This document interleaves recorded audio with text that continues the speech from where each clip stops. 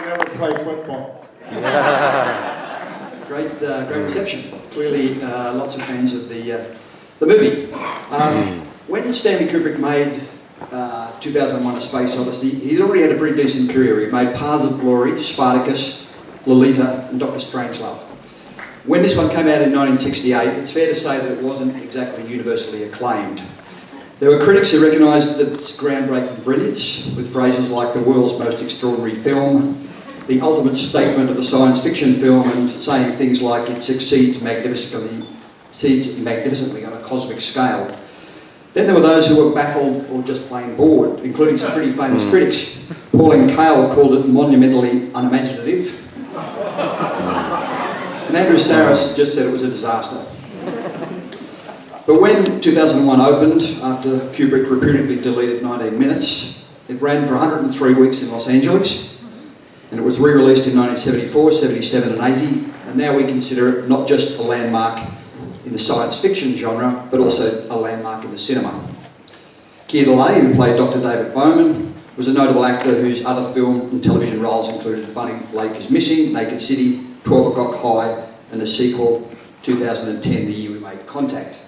Star Trek pilot.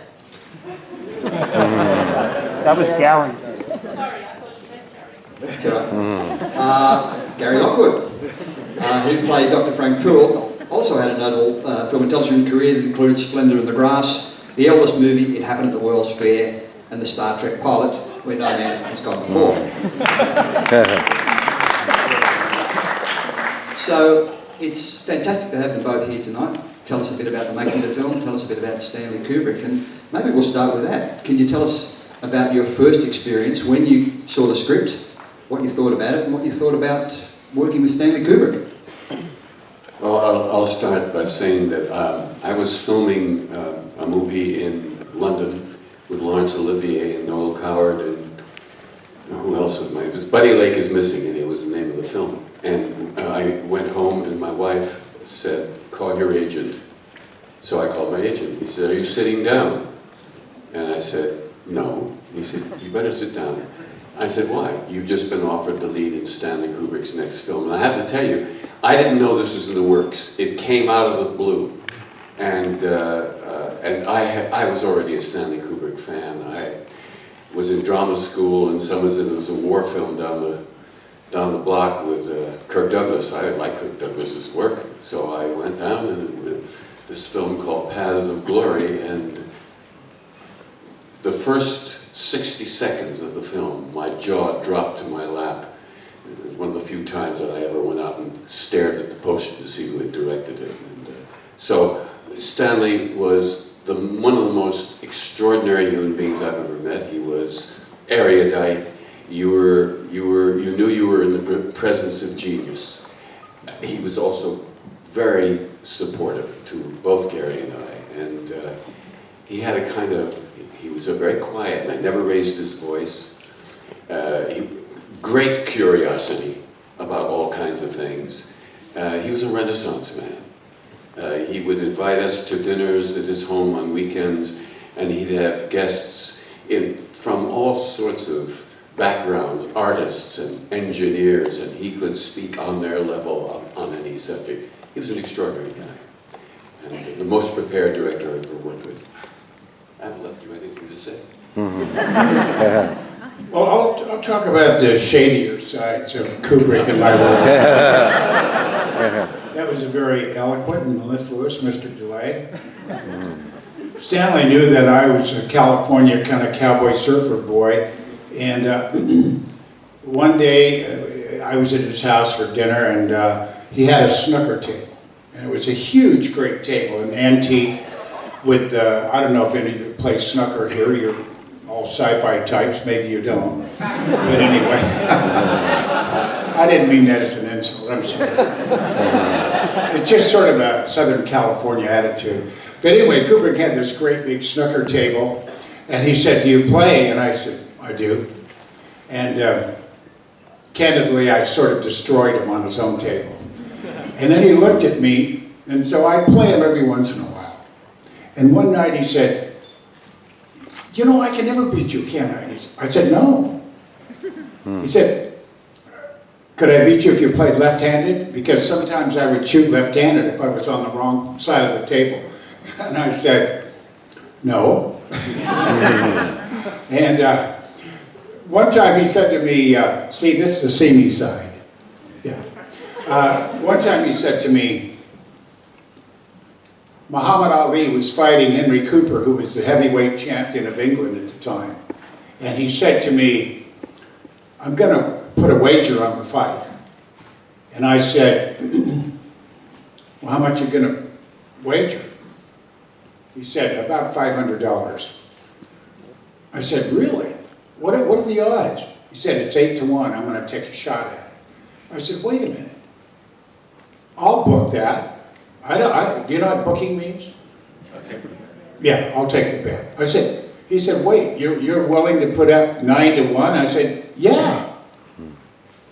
He said, are you kidding? I said, I've been winning so much money off your crew and Jim Rummy and every other thing.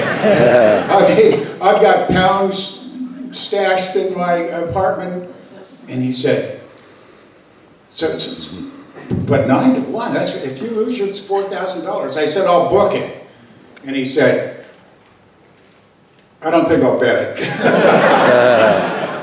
He was a fantastic guy. I really enjoyed the man. We had a good time with him. Yeah, I have a funny story to tell about the film, about Stanley. When it came to the voice, well, right from the beginning of the film, he was having a hard time deciding what the voice of Hal should be. So he was going to, at first he thought he'd use Marty Balsam. How many of you know who Marty Balsam was? Anyway, he was in Psycho. He was the detective that was murdered on the stair in Psycho. Anyway, then he said, no, to New York. So then he finally hired a British actor a fine actor by the name of Nigel Davenport, and who was there on the set with us doing the lines of Hal off camera for about a week or so. And then Stanley said, no, it's too British, it's wrong. I said, I'll worry about it in post-production. So he turned, now this, the film was filmed in its entirety in Britain, north of London, and so the crew was all British. He turned to the first assistant director, Derek Cracknell, and said, Derek, you do the voice of Hal for the boys. And this was, for the rest of the film, this was the voice of Hal. Dive. I wouldn't do that if I was you, Dive. It was a little like working with Michael Caine. And that took acting.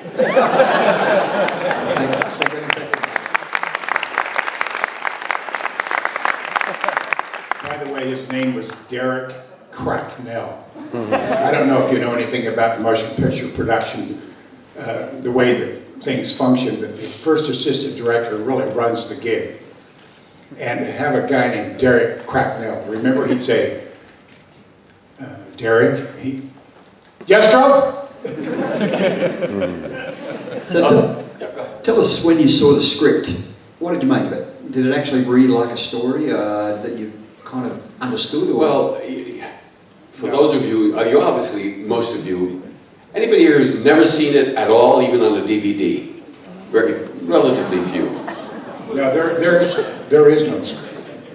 I mean, if you've seen it, somebody made one up. I mean, there was a script, but can you imagine, for those of you who have not seen it, after the film is over, you will understand what I'm about to say.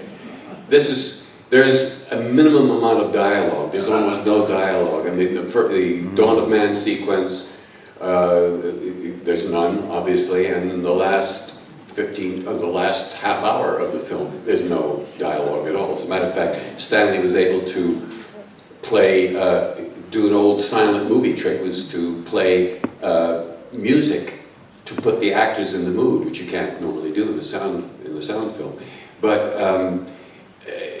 you can't, I mean, with words, begin to describe what this film finally looked like. It was in his head. I mean, he had it all planned out and storyboarded, but by reading the script, I had no idea what it was going to be like, except the kernel of the idea, which was written by Arthur C. Clarke, which was from a short story called The Sentinel. And I had read that at the age of 13, and it had stayed in my memory. I remember, as I read the script, I said, wait a minute, something's very familiar about this, and it was the story called The Sentinel by Arthur C. Clarke. So, at what point did you think this was going to be a great film? Or was it, and when you saw it?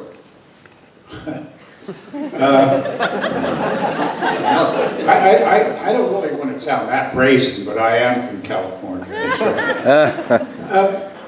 When my agent called me and said, Stanley Kubrick has offered you the second Banana Part in 2001. Listen, I'm having fun here. You have to understand, my first reaction, I had a great agent. He was like Jimmy Dean's agent, Jane Fonda's agent, Marlon Brando's agent. I was fortunate to have an agent like that at that time in my life. And I said to him, Stanley Kubrick? What's the name of the movie? He says, 2001: A Space Odyssey. And I said these words, how much are we going to pay him? Because, very candidly, and Keir will verify it, I said at that moment, I have a very good friend who's now a federal judge, and I played football at UCLA with him, and we ran fishing boats together, and got in various bar fights together, and chased beautiful women together. We had a great, we were good pals. And I called him up and told him, I said, I just got the lead in Stanley Kubrick's new movie. And he said, oh my God, man. And I said, that's it, it's over. No, I'm serious. I knew, I said, I knew right there. I said, it's 2001: A Space Odyssey. And you have to understand, we were ripe for something intelligent about space because the Wozniak and Jobs were starting to build computers, and Hewlett-Packard was starting to do, and things were changing. And we had a young culture in America that had been very, very, what would you say, restful in the 60s. And we had Woodstock, and I mean, it was a tumultuous time. And there was Kent State, and the police had been killing a few people. And who did we have for president? I don't remember. I don't know. Later we got George Bush. Anyway, got rid of that guy. It took us 8 years. Bravo. Yeah, George Bush put America back about 20 years in 8 years. But anyway, the point is, Kubrick, I candidly couldn't believe it because I had seen The Killing. That was the first movie I ever saw of his. And I indeed walked out and looked at the poster because I'm from the sticks. I'm from out in cowboy land, and we don't walk around New York looking at movies, and we don't know anything about movies.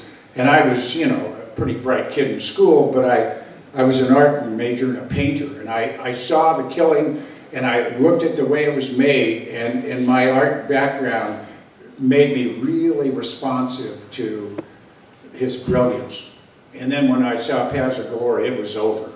So you have to understand, having some knowledge of photography and art and aspect ratio and things of that nature, and liking technology, when I got this job, I was a bullion, to say the least. I was going to I'm going to show off a little bit. There was a scene where my character was speaking with Mission Control, long distance conversation. And it was a very, to me, kind of gobbledygook, technical stuff, like foreign language at least. It was very hard to learn. So